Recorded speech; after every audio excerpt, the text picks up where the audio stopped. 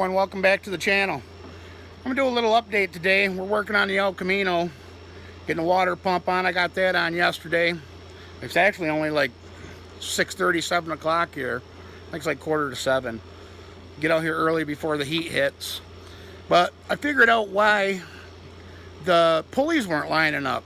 And stupid me, I mean, I should have caught this a long time ago, but like I said, the motor's fresh. I mean, there's only like 400 miles on this build. So, you know, and I've been dealing with that since we did this. But what it is, guys, is on these AFR heads, they got bosses on the front of the head that stick out on the, you know, the part of the aluminum on the front of the head where the alternator bolts up, that throws it off about 1/4 of an inch. So I want to take you out there and I want to show you, if you're ever doing this and you're having troubles getting your belts lined up and your pulleys and stuff, this is the spot to look first, guys. Save you guys a lot of hassle and a lot of bullshit like, you know, like I went through. But hold tight, I'll take you out there, I'll show you what I'm talking about. Alright guys, hold tight. Alright guys, we're out here and this is that bracket I was talking about. The spacer between the back of the alternator and the head of the engine. And you can see where I marked it, and that's how far that's off, guys. And I'm actually in the process of filing it down right now, but I want to show you what I'm talking about. Yeah, my son put his valve covers on here just to check it out. We're thinking about doing something different, but you see right here, guys, yep, this point, there we go. You see this boss that sticks out? Not focus here. Yeah, it sticks out farther than ones on stock heads for some reason. And what the problem is, did you see how I got it marked there? So that was the issue the whole time. So I'm going to file this spacer down to fit it in there. I got the new water pump installed. I got the new ITC alternator bracket, the new pulley. Like I said, it's going together. This thing will be running here hopefully today, which I'll do a shot of that for you guys too. Then I'm going to be switching out the carburetor, putting that 950 Pro systems on it. And oh, I got my new battery box installed. This is a Taylor. It's from Taylor. So that's a pretty good battery box. I think I paid $140 for that. But yeah, the old setup that was in here, he had dual batteries in here for the stereo system that was in the car, and I didn't like it. So like I said, I wanted everything done right, in which I got, you know, new battery ends. I bought new battery ends, so all my wires are going to be put into nice billet battery ends. I won't have none of this crap no more from what he had going on. And this alternator, this is the 150 amp alternator, which it takes a ground wire, which I know it's red, but that's the only 10 gauge wire I had.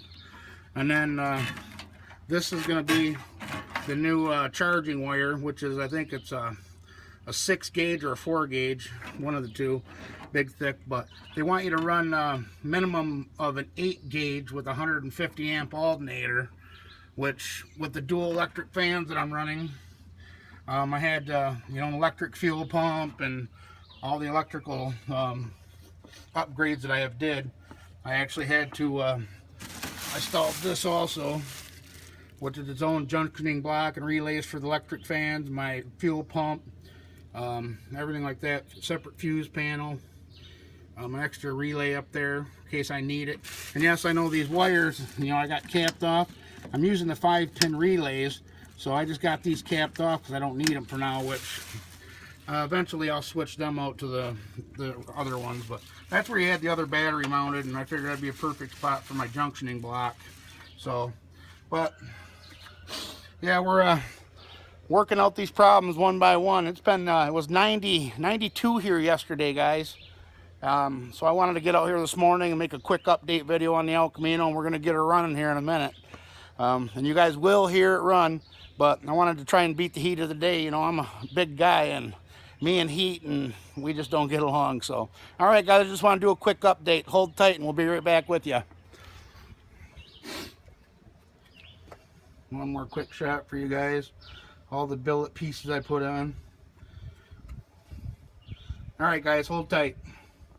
All right, guys, I got it all figured out, and you know, that goes to show you that when you're doing these new builds and you're using old parts off of previous builds or stuff you had laying around, it don't always work. You know, I went from a cast-headed dart motor to this a new aluminum-headed motor, and the bosses that I was talking about that stuck out of the front of these heads, that threw me off the 1/4 inch that I was, you know, and here I shimmed out the bracket on, you know, at the water pump to try and make everything lined up, which in turn threw everything out of whack a 1/4 inch, and that's my own fault for not catching that sooner. But you know, it took 400 miles to actually be done with it before I tore everything down and started from scratch, you know, because I didn't know if it was a short pulley on a long water pump or vice versa, or you know what was going on, and I was just up to here with it. But I want to kind of show you, you know, it done.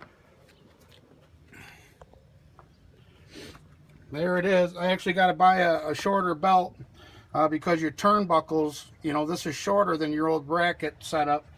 But yeah, I mean, this ITC, you know, it's really nice setup.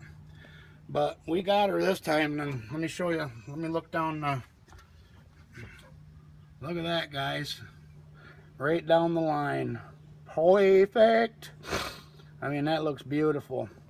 And this is the 150 amp alternator, like I said.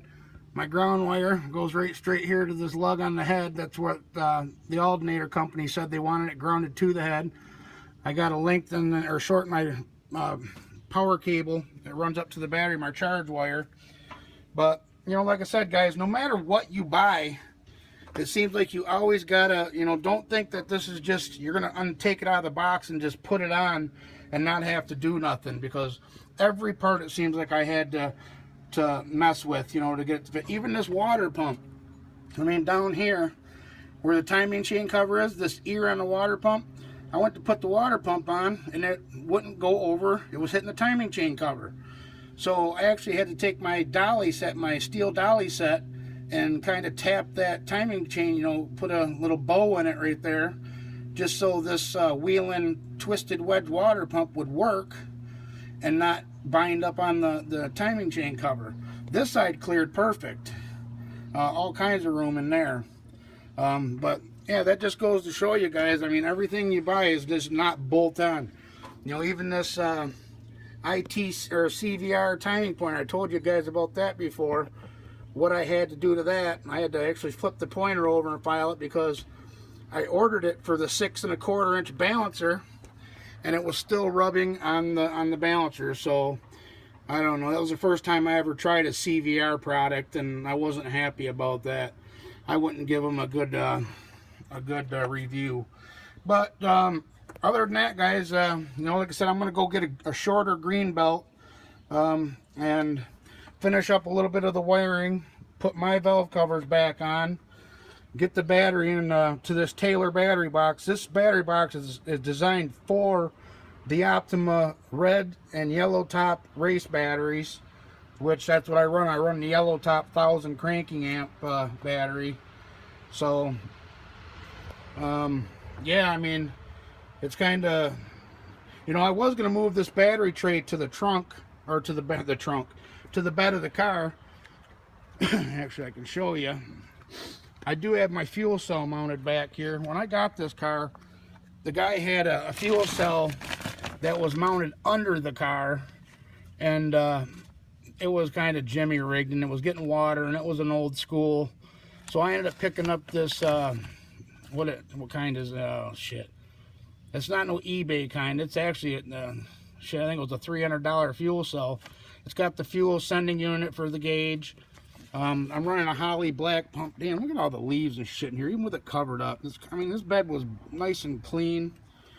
You guys already know the drill. This first year it sat out, and it ain't gonna ever sit out again. It's just filthy.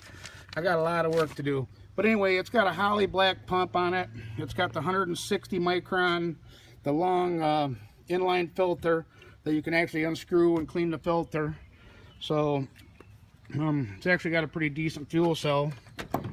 And we're going to be taking this shifter out and putting that TCI, that new TCI, what the hell is it? Outlaw shifter in it.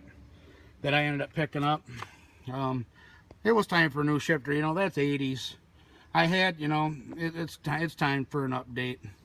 So yeah, we're gonna put the ITC in there. The boy's gonna run the B&M Pro Stick that we ended up picking up in his Monty. So I ended up picking up a new steering wheel, one of them popular Motion Raceworks 3 deal. I got it from that guy also, that the G-Body guy that sells Tyler all his parts. Tyler didn't want it, so.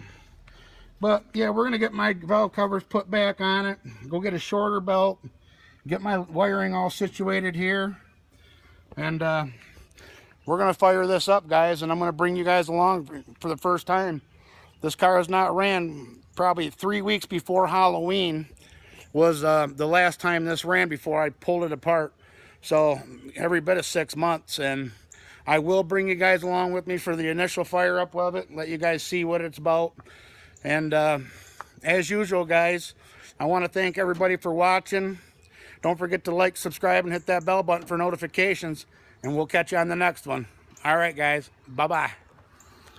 One more quick little shot before we go.